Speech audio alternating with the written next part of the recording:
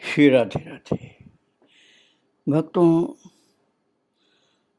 प्रभु के दो स्वरूप, एक भक्त भाव वाला और दूसरा प्रकाश भाव वाला, आप सुनते आए हैं। तो भक्त भाव वाला तो सामान्यतः आपको बहुत बार सुनने को मिला है। अब एक प्रकाश भाव की कथा मैं आपको बता रहा हूँ, घटना बता रहा हूँ। चापाल गोपाल नाम की एक बड़े तेजवान ब्राह्मण,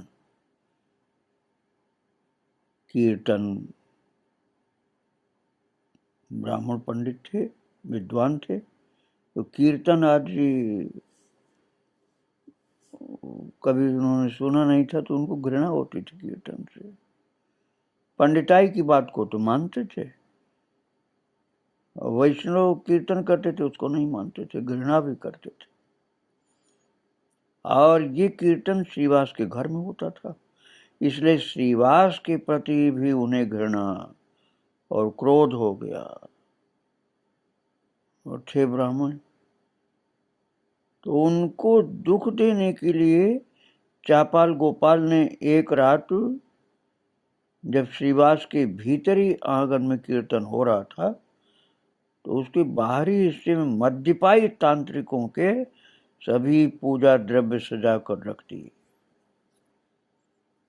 जो तांत्रिक शराब पीते हैं, नशा करते हैं, उन लोगों की सब चीजें ला करके बाहर रख दिया। एक पात्र में शराब भी रख दी। और प्रातः, रात भर तो कीर्तन हुआ, और प्रातः उठ करके ये सब देख करके श्रीवास समझ गए कि ये चापाल गोपाल का कार्य है। और चापाल गोपाल ब्राह्मण थे, तांत्रिक थे, भक्ति को बिल्कुल नहीं मानते थे, कीर्तन से घृणा करते थे। पड़ोस के लोगों को बुलाकर वो सब दिखाया, और किसी से कुछ न कह करके डोम को बुलवा करके वो स्थान लिपवाया। और 2 दिन पश्चात चापाल गोपाल को कुष्ठ हो गया। बहुत भक्तों को, संतों को कष्ट दिया था, महाप्रभु को भी कष्ट दिया था। कितने महान महान भक्त लोग आकर के महाप्रभु के साथ श्रीवास के आंगन में कीर्तन करते थे, उन सबको कष्ट दिया था उस चापाल गोपाल नाम के ब्राह्मण ने। तो चापाल गोपाल पाठशाला में छात्रों को पढ़ा रहे थे, पढ़ाते भी थे, अपने अहंकार में रहते थे कि मैं तो विद्वान हूं, मुझे कीर्तन की क्या जरूरत है। तभी एक छात्र ने उनकी फूली हुई उंगली देखकर इसका कारण पूछा, और वास्तव में हो गया था कुष्ठ, कर्म का दंड मिल गया। तो चापाल ने दंभ से कहा, तुम जो सोचते हो वो नहीं है, मैं शास्त्रज्ञ ब्राह्मण हूं, शिव पूजा करता हूं, मुझे व्याधि क्यों लगेगी। लेकिन क्रमशः व्याधि बढ़ती गई। चापाल स्त्री पुत्र को बड़ी यंत्रणा देते थे, और अब उन सब ने उनके रहने के लिए बाहर एक झोपड़ी बना दी। अपनी पत्नी को, अपने बच्चों को बहुत अहंकार के कारण सताते थे। उन सब ने मिल करके इनको घर के बाहर एक झोपड़ी बना दी कि आप कोढ़ी हो, वहां रहो। तो स्त्री वस्त्र से नाक ढक करके थोड़ा सा भोजन देकर जाती थी।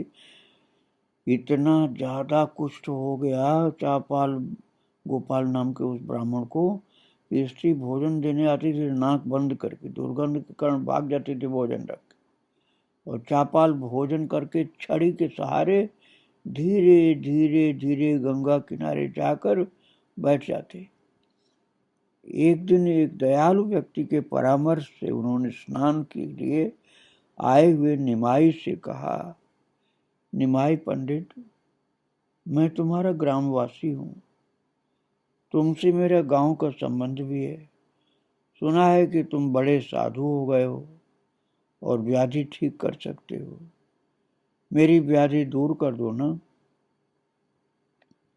अभी भी चापाल की पूरी मलिनता और दंभ बाकी थे, अहंकार में थे कि मैं बहुत बड़ा विद्वान पंडित हूं, इतने छात्रों को पढ़ाता हूँ।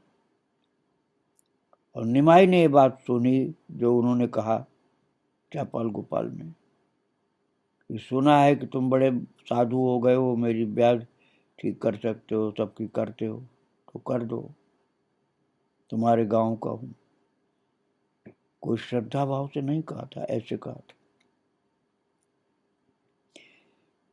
निमाई ने ये बात सुनी चापाल गोपाल के मुंह से, लेकिन इस समय वे यदि निमाई होते तो हाथ जोड़कर कहते कि ठाकुर ऐसा कहकर मुझे अपराधी क्यों बनाते हो। किंतु चापाल की बात करते ही भगवान प्रकाशित होकर के कहने लगे, महाराज निमाई पंडित के अंदर भगवान का प्रकाश हो गया और भगवान ही बोलने लगे और कहने लगे, तुम भक्त द्रोही हो, तुम्हें कुष्ठ हो गया, ये सामान्य बात है, तुम्हें बहुत दुख भोगना पड़ेगा, भक्तों को तुमने कष्ट दिया है। ये कह करके वे चले गए। इसके बाद चापाल अति कष्ट करके वाराणसी गए और विश्वेश्वर मंदिर में धारणा देकर पड़ गए। विश्वेश्वर ने स्वप्न में कहा भगवान ने कि नवद्वीप में भगवान श्री गौरांग प्रभु के रूप में प्रकट हुए हैं, सरल मन से उनके चरणों का आश्रय ग्रहण करने से रोग मुक्त हो जाओगे। चापाल घर लौट के आए और 5 वर्ष बाद कुलिया ग्राम में प्रभु के दर्शन प्राप्त करके कातर होकर उनके चरणों में गिर गए और महाराज रो रो करके प्रभु से फिर प्रार्थना करने लगे, परम करुण हे प्रभु, निताई गौर विनती किया कि अब मुझे माफ करो, बहुत ज्यादा कष्ट हो रहा है, कुष्ठ रोग की भयंकर वेदना से परेशान हूं। तब भगवान ने कृपार्थ होकर कहा, तुम श्रीवास के निकट अपराधी हो, उनका चरणामृत पान करो, रोग मुक्त हो जाओगे। तब खूब दुख भोग चुके थे ना चापाल गोपाल, जो पंडित अहंकारी पंडित थे, तो उन्होंने फिर वही किया जो महाप्रभु ने बताया, श्रीवास का चरणामृत पान किया। वे भाव रोग देह रोग दोनों से मुक्त हो गए और तभी से श्री गौरांग के परम भक्त बन गए। जो गौरांग को बड़ा उल्टा सीधा बोलते थे, सब भक्तों से घृणा करते थे, वही अब सुधर करके भक्त हो गए। श्रीवास जी का चरणामृत पान करने से बुद्धि ठीक हो गई और देह का रोग जो कुष्ठ रोग था वो भी ठीक हो गया, खत्म हो गया रोग। और भाव रोग जो था, अज्ञान से जो पंडिताई के अहंकार में रहते थे, वो भी दूर हो गया और भक्त हो गए गौरांग की कृपा से, गौरांग के भक्त हो गए। प्रभु कभी कभी अपने कृपा पात्रों और भक्तों से छिपा कर किसी पर कृपा करते। वे शुक्लांबर के किनकी चावल छीन कर खाते थे। महाप्रभु भक्त का भाव देखकर ऐसा करते थे। इसे लेकर के शुक्लांबर ब्रह्मचारी के मन में बड़ा क्षोभ था। इसी क्षोभ को दूर करने के लिए एक दिन श्री गौरांग ने उनके घर भोजन करने की इच्छा प्रकट की और गौरांग महाप्रभु की बात सुन करके शुक्लांबर जितने प्रसन्न हुए उतने डरे भी। कारण ये था कि सामाजिक नियमानुसार उनका श्री गौरांग नहीं खा सकते थे। उनका अन्न सामाजिक नियम के अनुसार उनका अन्न जो था श्री गौरांग नहीं खा सकते थे। शुक्लांबर ने विनती करके श्री गौरांग से क्षमा प्रार्थना की और कहा, प्रभु मैं बड़ा मलिन और दीन हूँ, अपने हाथ का बना भोजन बनाऊं ये साहस मुझ में नहीं है, मुझे क्षमा कीजिए। लेकिन श्री गौरांग ने उनकी बात नहीं सुनी। निरुपाय होकर के शुक्लांबर ने भक्तों से परामर्श किया, भक्तों ने कहा, भगवान के आगे जाति विचार नहीं होती है, वे सभी का अन्न ग्रहण करते हैं, तुम निश्चिंत होकर के जाओ, उन्हें भोजन कराओ। तब शुक्लांबर ने स्नान करके पवित्र मन से चावल चढ़ाए और उनमें एक टुकड़ा गर्भथोड़ नाम की वस्तु डाल दिया और हांडी को नहीं छुआ। हाथ जोड़ करके श्री लक्ष्मी देवी का आवाहन करके मन ही मन उनके चरणों का ध्यान करने लगे। इसी बीच श्री गौरांग भक्तों के साथ स्नान करके शुक्लांबर के घर आए। निमाई और निताई भोजन करने बैठे। भक्तगण दर्शन करने लगे और प्रभु प्रसाद ग्रहण करते खाते खाते बोले, ऐसे स्वादिष्ट चावल जीवन में कभी नहीं खाए। और गर्भथोड़ इतना उपादेय होता है ये भी नहीं जानता था मैं। दोनों प्रभुओं के भोजन के पश्चात भक्तगण अधरामृत के लिए छीना झपटी करने लगे कि हमें भी प्रसाद मिलना चाहिए। फिर सभी ने वहां प्रसाद ग्रहण किया और विश्राम भी किया। शुक्लांबर का घर गंगा जी के किनारे था। ग्रीष्मकाल, मंद मंद वायु बह रही थी। सभी निद्रित हो गए, प्रभु भी लेट गए।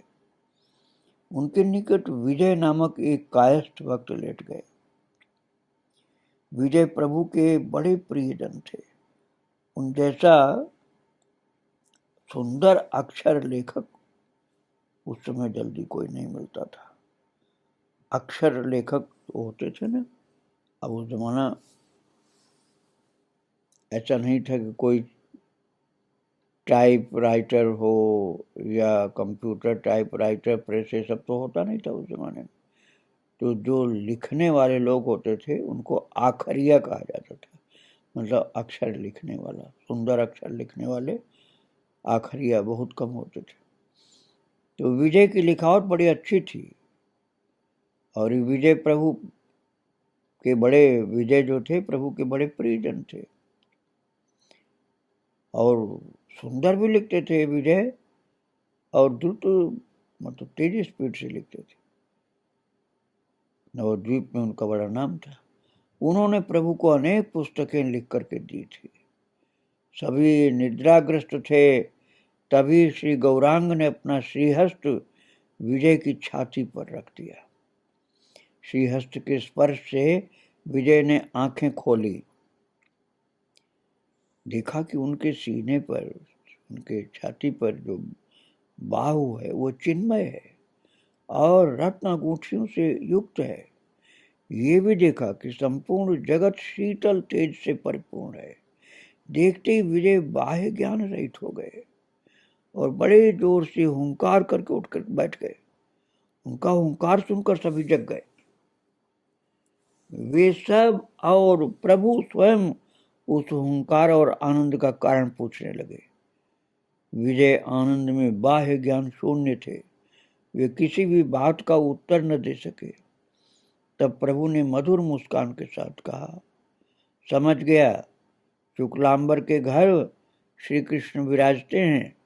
विजय ने संभवतः उन्हीं के दर्शन किए, अथवा ये गंगा जी का महात्म्य है। जो भी हो, विजय ने कोई वैभव देखा है, संदेह नहीं इसमें। इस प्रकार प्रभु ने इस बात को गुप्त रखा कि वे स्वयं ही नाट्य गुरु हैं। लेकिन भक्तों ने थोड़ा थोड़ा अनुभव किया कि विजय के उस परिवर्तन के मूल में कौन है। विजय की उस समय क्या दशा हुई, महाराज चैतन्य भागवत में वर्णन उसका है। न आहार न निद्रा रहित देह धर्म, भ्रमेन विजय केहो नहीं जाने मर्म। कोई रहस्य नहीं जान पाया। और 7 दिन पश्चात चेतना पाकर विजय ने पूरी बात बताई। 7 दिन तक होश में नहीं थे वो। निर्बोध लोग ध्यान में भगवान का तेज देखने की इच्छा किया करते हैं, किंतु भगवान की चरण नक्षटा, भगवान की चरण नक्षटा दर्शन करने की भी शक्ति जीव में नहीं है। और भगवान का पूरा दर्शन करना चाहते हैं। और प्रभु के चरण की नख की छटा भी दर्शन करने की शक्ति जीव में नहीं है। दर्शन प्राप्त कर विजय की जो दशा हुई वही हो जाती है। इस प्रकार एक हफ्ता तक होश में नहीं रहे। इस प्रकार प्रभु किस पर कैसी कृपा करते कोई नहीं जान पाता था। वे स्वयं अपने को छिपाने की चेष्टा करते, पर वो कभी कभी प्रकट हो जाती थी, अर्थात उनकी छवि, उनकी दिव्यता प्रकट हो जाती थी कभी कभी। एक दिन निमाई ने श्रीवास के मुख से कृष्ण लीला सुनते सुनते कहा, आओ एक दिन अंग बंधन कर सज धज कर कृष्ण लीला रस आस्वादन करें। भक्तों ने पूछा, वो कैसे? निमाई ने कहा, तुम लोग कृष्ण लीला का साज सामान प्रस्तुत करो, फिर कैसे करना देखेंगे।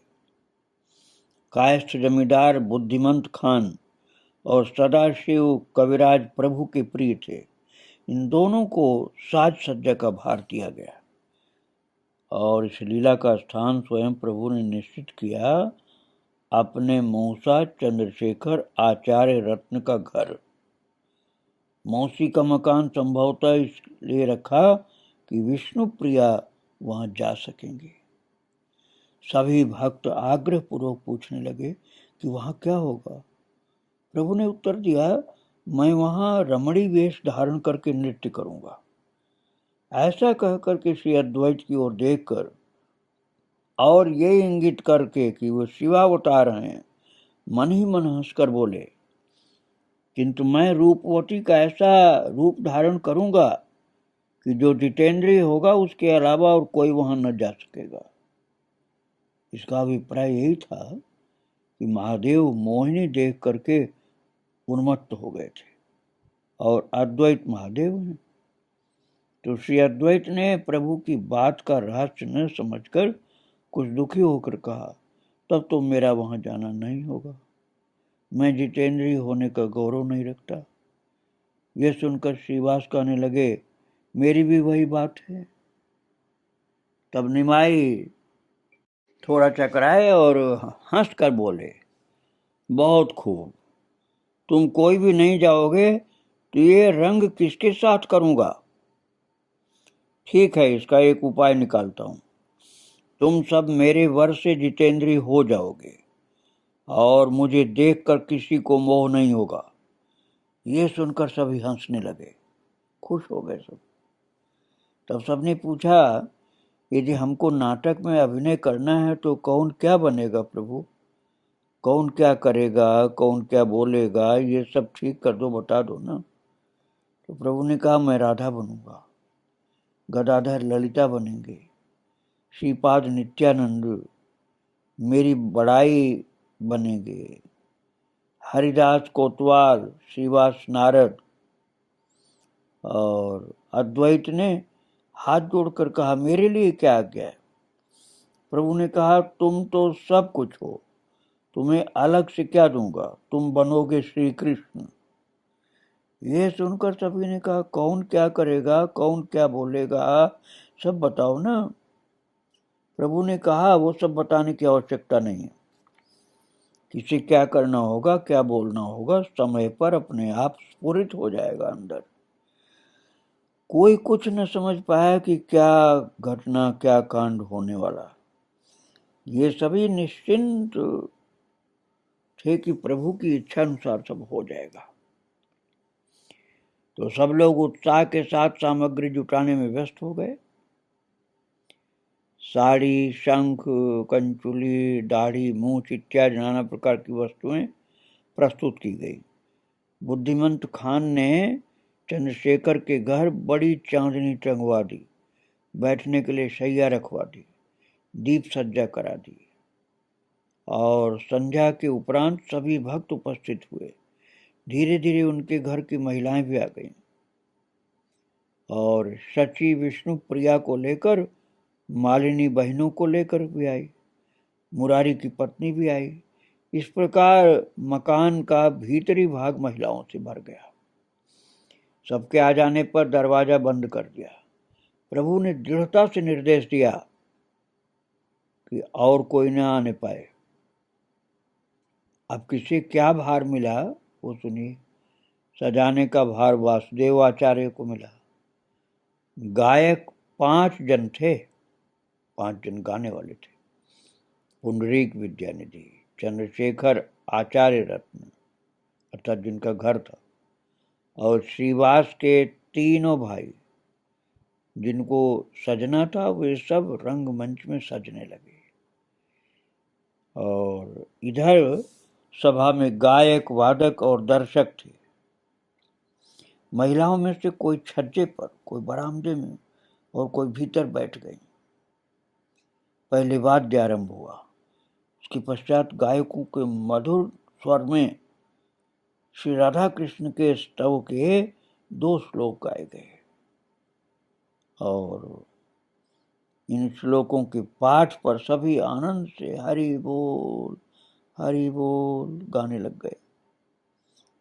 और तभी हरिदास रंगभूमि पर सूत्रधार के रूप में उपस्थित हुए, अर्थात नाटक प्रारंभ कराने वाले। और चेहरे पर बड़ी बड़ी मूछें, कंधे पर छड़ी, किंतु दोनों हाथों में कुंद और मल्लिका आदि के पुष्प।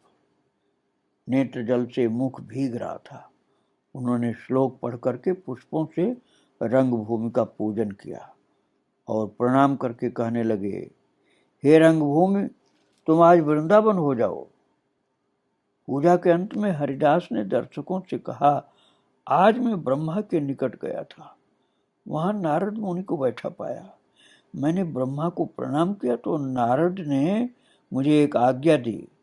उन्होंने कहा कि बहुत दिनों से उनकी इच्छा श्री कृष्ण लीला दर्शन करने की है। उस लीला को नाट्य रूप में दिखाने की आज्ञा दी और नारद की आज्ञा का पालन कैसे करूं ये सोच रहा हूं। ये हरिदास जी बोल रहे थे, सूत्रधार। ऐसा कह करके हरिदास ने मुख उठाकर देखा कि उनका जो सूत्रपात होता है कथन के बाद, वो उसको बोलते हैं पारिपार्श्विक, अर्थात नाटक की शुरुआत में बोलने वाला। तो हरिदास ने उठा करके मुंह देखा, उनका पारिपार्श्विक जो था उनके सम्मुख खड़ा था। ये थे मुकुंद। हरिदास ने पारिपार्श्विक को संबोधित करते हुए बोले, नारद की आज्ञा सुनी, अब उसकी तैयारी करो। तो बोला, तुम्हारी बात से विस्मय उत्पन्न हो गया। श्रील नारद आत्माराम है। वे ब्रह्मा के पुत्र अवश्य हैं, किंतु अधिकार में उन्हीं के समान है। सनकादि आत्माराम उनके अनुज हैं। वे स्वयं आत्माराम होकर श्री कृष्ण की लौकिक लीला का लोभ करेंगे, ये बड़े आश्चर्य की बात है। सूत्रधार बोला, तुम क्या भागवत के आत्माराम श्लोक की बात नहीं जानते? जो आत्माराम हैं वे लोग भी श्री कृष्ण में अहेतु की भक्ति प्राप्त करने की और उनकी लीला रस रूपी सुधापान करने की इच्छा करते हैं। तो दूसरा बोला, आत्मा राम गण अच्छे को छोड़कर मंद का लोभ क्यों करते हैं? सूत्रधार ने कहा, पागल, तुम नहीं जानते कि भगवान की अलौकिक लीला की अपेक्षा लौकिक लीला और भी मधुर होती। भगवान की सृष्टि, प्रक्रिया आज बड़ी बड़ी बातों में रस नहीं है। यही सोचकर सुखदेव ने श्री भागवत में भगवान की माधुर्य लीला का वर्णन किया है। जो इस लीला का आस्वादन करते हैं वे श्री कृष्ण को अचिरात अर्थात जल्दी से प्राप्त कर लेते। और भगवान इसीलिए अर्थात जीवों के भजन को सुलभ बनाने के लिए नर लीला किया करते हैं। तब जो पारिपार्श्विक था वो बोला, ठीक है, ऐसा ही होगा, पर इतने चिंतित न हो। नारद तो ब्रह्मलोक में हैं, उन्हें यहाँ आने में बहुत समय लगेगा। तो सूत्रधार बोला, अरे मूर्ख, नारद तो अंतरिक्ष में आते जाते हैं, उन्हें आने में कितना समय लगेगा, तुम शीघ्र सज्जा करो। तो फिर उसने कहा जो आज्ञा, पर भगवान की कौन सी लीला दिखाएंगे? तो सूत्रधार ने कहा दान लीला, नाटक अभिनय करें, मेरी यही इच्छा है। तो उसने कहा यह नहीं दिखाई जा सकती, तुम्हारी कन्याएं होती तो हो सकता था। सूत्रधार ने कहा ये क्या बात है, वे सब तो हैं ही, हैं तो, लेकिन वृंदावन में गोपेश्वर शिव की पूजा करने गए हैं। ये तो बड़ी समस्या आ गई। यदि कोई कृष्ण लीला न दिखा पाए तो नारद अभिशाप देंगे। अब उपाय बताओ। बोले चिंता क्यों करते हो, सब शीघ्र आ जाएंगे। और कहते ही शीघ्र आ जाएंगे। किंतु क्या वे रास्ता जानती हैं? संग में कोई नहीं है, और सुना है कि उस वन में डर है। डर क्या, संग में बड़ाई बूढ़ी हैं। सूत्रधार ने कहा बूढ़ी तो बड़ी साहसी हैं, आंखों से दिखता नहीं, कानों से सुनती नहीं, जीर्ण शीर्ण शरीर है। तभी नारद आ जाते हैं, और श्री नारद को देख करके सूत्रधार हरिदास और पारिपार्श्विक मुकुंद दोनों जल्दी से कन्याओं को लाने के लिए रंगभूमि से चले गए। नारद हाथ में वीणा धारण किए कृष्ण मंगल गीत गाते गाते रंगमंच पर आए, और साथ में उनके स्नातक शुक्लांबर। आज यात्रा में नारद का जैसा वेश होता है वैसा ही वेश। और नारद को देखकर सभी अवाक, कारण सब जानते थे कि श्रीवास नारद बने, किंतु कोई भी श्रीवास को पहचान नहीं सके। श्रीवास की आकृति प्रकृति एकदम बदल गई। भक्तों, श्री गौरांग महाप्रभु ये लीला करवा रहे हैं। लीला को आगे मैं आपको फिर सुनाऊंगा। आज प्रभु को और उनके सब भक्तों को प्रणाम करके यहीं विराम दे रहा हूँ। श्री राधे श्याम, जय जय श्री राधे श्याम, जय जय श्री सीता।